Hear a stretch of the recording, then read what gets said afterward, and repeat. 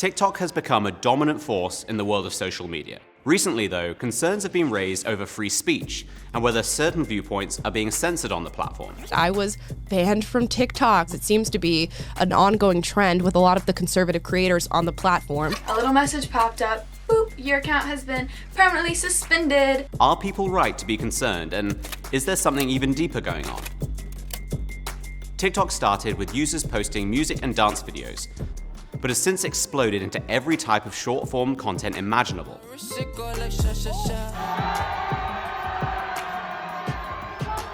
Comedy sketches, financial advice, and even political content, leading it to become the most downloaded app of 2020. It's also massively popular with young people. Almost half of Americans between 18 and 29 use the app. Like many other platforms, TikTok has been an important tool for political activists as well. The worst performances of my career, and they never doubted it for a second. Okay, if you are an anti-masker, if you don't want to wear a mask, stop scrolling. I have some amazing tips for you guys. Grab your mask, and then you grab onto the back of your head, and you just pull your head out of your ass. Last year, the New York Times discussed the political pundits of TikTok, saying that teenagers are campaigning, debating, running fact checks, and party-based coalitions on the app.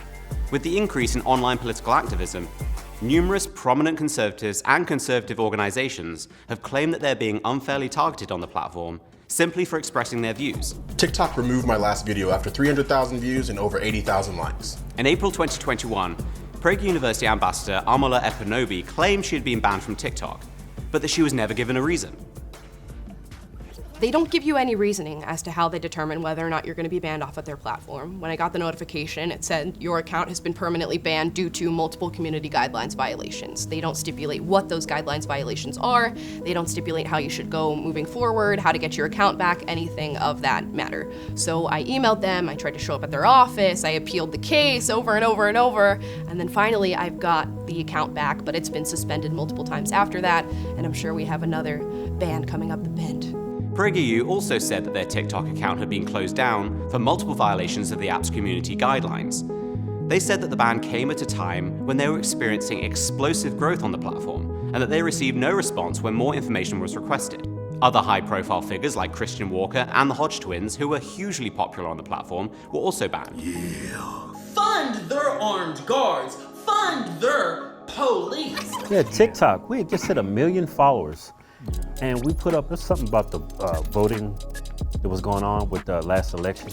Yeah. And they totally deleted our channel. I can follow your guidelines, just let us know what guidelines we're breaking, but they're so vague and nobody ever responds to you. Some accounts are closed down entirely, while others have individual videos targeted. For instance, Don Fresco's video on the violence caused by Black Lives Matter riots. Black Lives Matter cannot and will not ever be a terrorist group. Really, because under the Code of Federal Regulations, terrorism is defined by the unlawful use of force and violence against persons or property to intimidate or coerce the government, the civilian population, or any segment thereof in furtherance of political or social objectives. Live Action, a pro-life advocacy group, was also banned. TikTok said that one of their videos violated their community guidelines. After challenging the decision, their page was permanently banned. TikTok later reinstated their account, citing human error. When are people gonna learn? I don't care if it's a clump of cells or if it's a baby, so you might as well not argue about it. Either way, that don't die.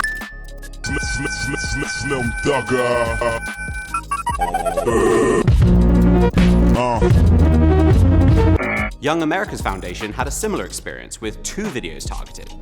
The first asked climate protesters whether climate change or ISIS posed a greater personal threat to them. I'd say climate change personally. I think that is the greater of the 2 evils right now. 2 weeks later, a second video was targeted, which showed a protester justifying mob-like behavior.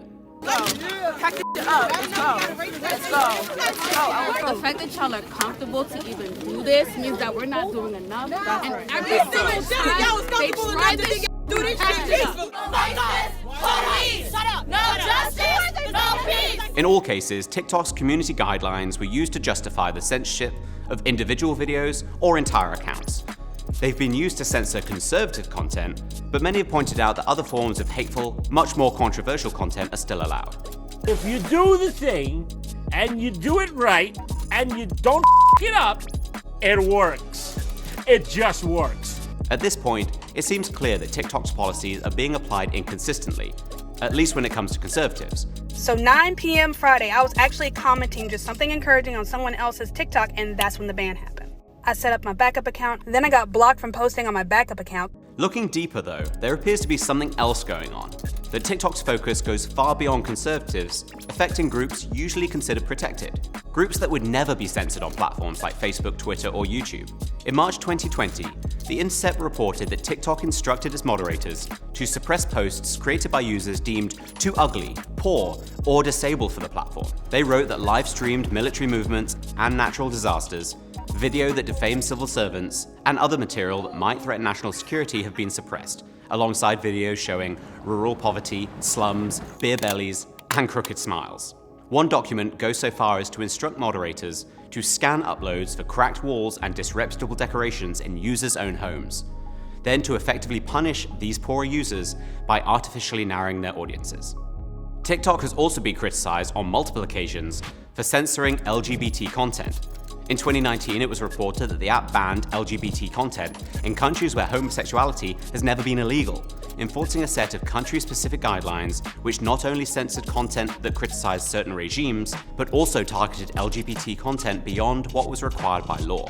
Intimate activities such as hand-holding, touching, or kissing between same-sex partners were censored. So were any reports of homosexual organizations, as well as news, characters, music, TV shows, and pictures. Content that referenced protecting rights of homosexuals was also blocked. TikTok was eventually forced to apologize for their localized approach to content moderation, following a report that multiple LGBT hashtags were shadow banned in countries like Bosnia, Jordan, and Russia, secretly banning words like gay in Russian and transgender in Arabic.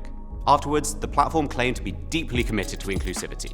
I'm really sorry, we really got that wrong. This was in the early days of TikTok. It was well-intentioned, but it was completely wrong. So why would TikTok care about conservatives, LGBT issues, and ugly people? The answer could lie with the platform's parent company, ByteDance. The Chinese-owned company has been presumed to apply content standards that are more in line with the Chinese Communist Party than the free speech ideals of the United States and other Western countries. According to documents leaked by The Guardian, a left-wing British publication, TikTok instructs its moderators to censor videos that mention Tiananmen Square, Tibetan independence, or certain banned religious groups, using the app to advance Chinese foreign policy. This would explain the censorship of LGBT content, but why the additional focus on conservatives in the US? Well, American conservatives have been vocal critics of the Chinese Communist Party. Meanwhile, the American left has taken a different approach. Given this concern, conservative criticism of China more broadly has spread to include TikTok specifically, pointing out that direct or indirect Chinese control of apps could result in un-American content moderation and indoctrination.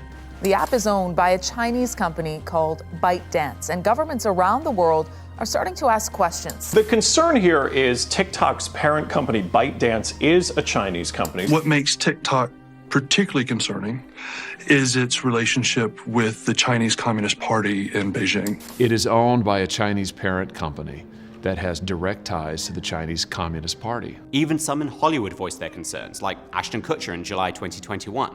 If I'm China and I want to create a problem in the South China Sea, I would probably want to utilize TikTok in order to influence the minds of Americans in a anti-US propaganda, anti-Taiwanese propaganda effort in order to make any kind of war from the United States extraordinarily unpopular. It's also important to remember that TikTok really is a dark horse when compared to American platforms such as Facebook, Instagram, Twitter, and YouTube. It exploded onto the scene in the late 2010s, from Chinese-based startup to global giant as a result of billions of dollars of investment. The Wall Street Journal reported that TikTok splurged nearly $1 billion on advertising in 2018 alone, making it the first ever Chinese consumer tech company to break out big in the US.